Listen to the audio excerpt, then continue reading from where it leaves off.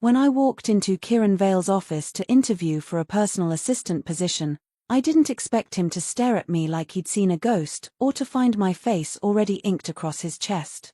He claims he had the tattoo done 24 hours ago, after a single fleeting encounter in a hotel lobby where we never even spoke. Now he's offering me a $250,000 contract to stay by his side for 6 months, no questions asked. His eyes hold secrets that could drown me. His touch feels like recognition. And the longer I'm near him, the more I realize this isn't coincidence or obsession, it's something far more dangerous. Because Kieran Vale doesn't just want me. He needs me to remember something I've spent my whole life trying to forget. Welcome to 15 Minutes Binge Romance, your new guilty pleasure.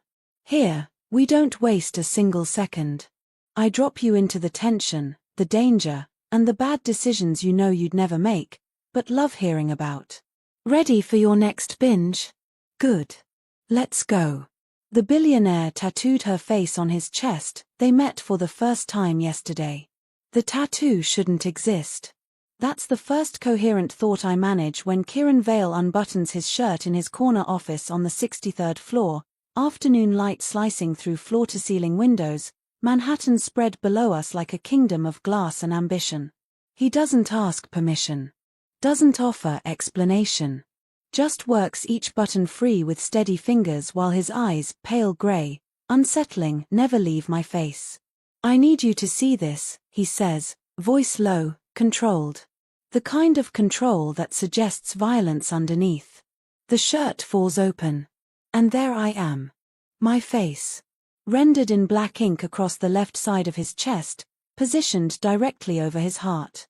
Not a photograph translated to skin, but something more ethereal, my features emerging from shadow and negative space, my eyes staring out from his body with an expression I don't recognize on my own face. It's beautiful. Haunting. Completely insane. I don't understand. My voice sounds distant, swallowed by the ridiculous luxury of this office with its leather and dark wood and the faint scent of expensive cologne mixing with something sharper. Fear, maybe. Mine or his, I can't tell. Yesterday, Kieran says, buttoning his shirt back up with the same mechanical precision. The Carlisle Hotel. Lobby bar. You walked past me at 4:17 in the afternoon. You were wearing a grey coat, carrying a leather portfolio. You looked at me for exactly 3 seconds. I remember the hotel. I'd been there meeting a potential client for my freelance design work, a meeting that went nowhere, another rejection in a year full of them. I remember the bar, opulent and hushed, the kind of place where people make deals that ruin lives. I don't remember him. I see a lot of people, I say carefully, wondering if the door is closer than the windows, calculating exits like I learned to do years ago. You saw me. He steps closer, and I catch the full force of his presence, 6'3", broad-shouldered, wearing a Tom Ford suit like armor. His dark hair is slightly too long, touching his collar, and there's a scar cutting through his left eyebrow that somehow makes him more devastating instead of less.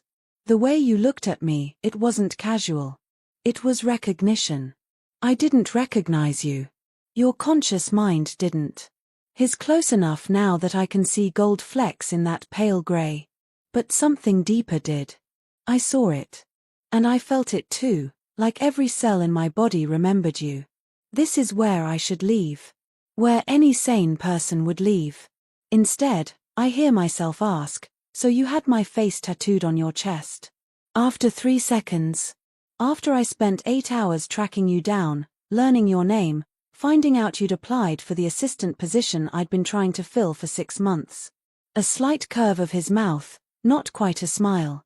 After I realized that you were already supposed to be here. The room tilts slightly. I press my hand against the back of the chair I'd been sitting in 15 minutes ago. Back when this was just a job interview I was desperate enough to take despite the vague warning signs, the too generous salary, the NDA I'd had to sign before even entering the building, the way his assistant had looked at me with something like pity when she led me in. Mr. Vale. Kieran. His hand covers mine on the chair, warm and certain. And your name is Ilara. Ilara Thorne. 29 years old. Freelance designer barely making rent. No family. No permanent address until 8 months ago. You grew up in foster care, aged out of the system at 18, put yourself through community college, and you have a scar on your left shoulder blade shaped like a crescent moon that you got when you were 7 years old. Ice floods my veins. How do you know about the scar? Because I've seen it. He releases my hand but doesn't step back. In dreams I've been having for 3 years. Dreams where I know you. Where he stops, jaw tightening. I hired investigators. I needed to be sure. And when they confirmed the scar, I knew I wasn't losing my mind. You're losing your mind, I say flatly. Probably. He moves away finally, walking to the window, silhouetted against the dying light. But you're still here. You haven't run. Which means part of you knows I'm telling the truth. I should run. Every instinct I've honed for survival screams at me to get out, get away from this beautiful man with his impossible tattoo and his dreams that somehow know my body better than they should. But he's right, I'm still here. And it's not just because I need the money, though God knows I do. It's because when he touched my hand, something in me shifted. Like a lock turning. Like coming home. What do you want from me? I ask. Kieran turns, backlit and unknowable. 6 months. That's all I'm asking. Work for me. Let me figure out what this is, why I've been dreaming about you, why seeing you in person felt like remembering instead of meeting. I'll pay you $250,000.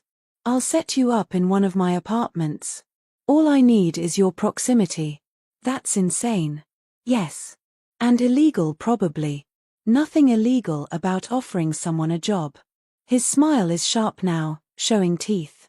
Even if my motives aren't entirely professional. Your motives are unhinged. I prefer unconventional. He crosses back to his desk, pulls out a contract that's clearly been prepared in advance, and sets it between us. But I'm not asking you to sleep with me or compromise yourself. I'm asking you to let me solve a puzzle. And if at any point you want to leave, you can. You'll still get paid for the time you've put in. I should walk away. This is every red flag ever waved, every warning women give each other, every true crime podcast cautionary tale. But I'm looking at the contract, at the number written there, more money than I've made in 3 years combined, and I'm thinking about the eviction notice on my apartment door, about the design clients who've dried up, about the bone-deep exhaustion of always fighting just to stay afloat. And I'm thinking about something else too. Something I don't want to admit. When he showed me that tattoo, when I saw my own face staring out from his skin, I felt something I haven't felt since I was a child, the sensation of being found. I need to know, I say slowly, why you think this is real. Why you're so certain it's not just obsession or some kind of projection. Kieran studies me for a long moment. Then he says, when you were 7 years old, you lived with a foster family in upstate New York. The Hendersons. They had a daughter named Marie who resented you. One winter night, Marie pushed you into a decorative fireplace screen, and the metal crescent at the top caught your shoulder blade and tore the skin. You told the social worker you fell. You always said you fell, no matter what they did to you, because you were afraid if you told the truth, they'd separate you from the only friend you had in that house. My lungs have forgotten how to work. Who? A boy who lived next door. You don't remember his name anymore because he moved away 2 months after that night, and you were transferred to a different home shortly after. But he remembers you. He remembers everything about you, the way you used to draw pictures in the frost on windows, the way you hummed when you were nervous, the way you looked at him like he was the only real thing in a world made of cardboard. The room is swimming. That's impossible. I was 10 years old, Kieran says quietly. My father had just bought the property next to the Hendersons as an investment. We lived there for exactly 9 weeks before he decided the return wasn't worth it and we moved back to the city. But those 9 weeks, his voice catches slightly. You were the first person who ever looked at me like I was more than just my father's son. More than just a means to an end. I sink into the chair, legs no longer trustworthy. I don't remember. I know. I didn't either, not consciously. Not until 3 years ago when my father died and I was going through his old property records. I found photographs of that house, and suddenly I was remembering fragments at first, then everything. The girl next door who drew pictures of birds because she wanted to fly away. Who I promised I'd come back for, even though I was just a kid and had no power to keep that promise. Why didn't you come back? The question emerges raw, accusatory. I tried. Something bleak crosses his face. When I was 16, I went back to find you. But the Hendersons had moved.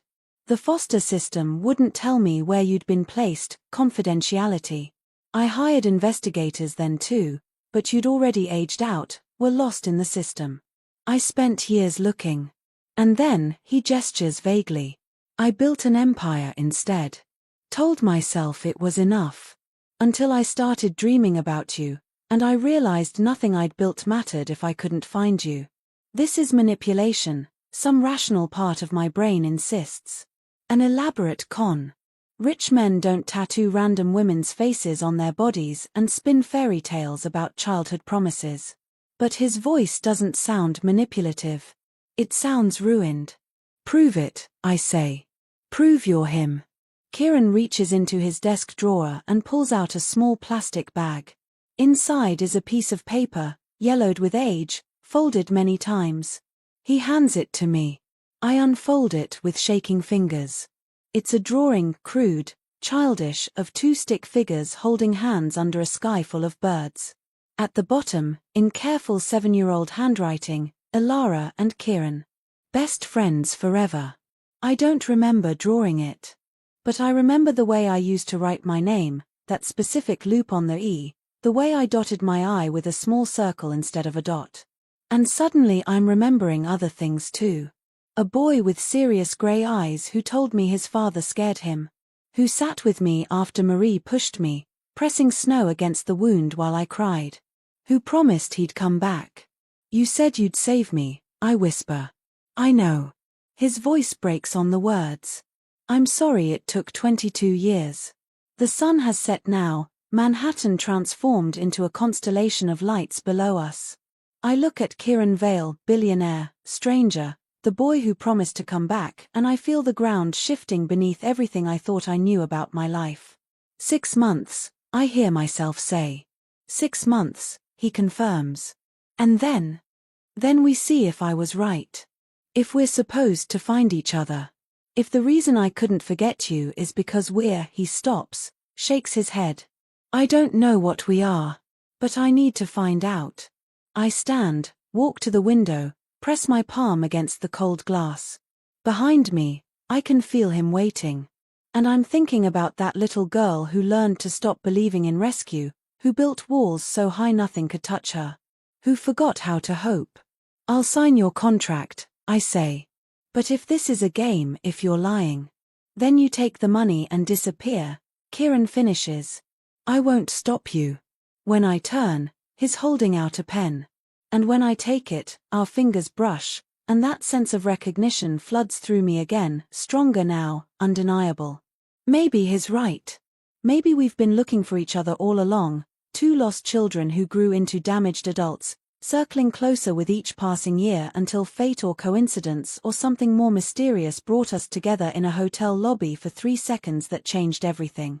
Or maybe I'm about to make the worst mistake of my life. I sign the contract anyway. Because sometimes salvation looks like madness. And sometimes the only way to remember who you were is to risk everything you've become. Another 15 minutes, gone just like that. If you're already craving the next episode, don't fight it, there's plenty more billionaire chaos where this came from. Hit that follow, and meet me in the next story. Trust me, it only gets juicier from here.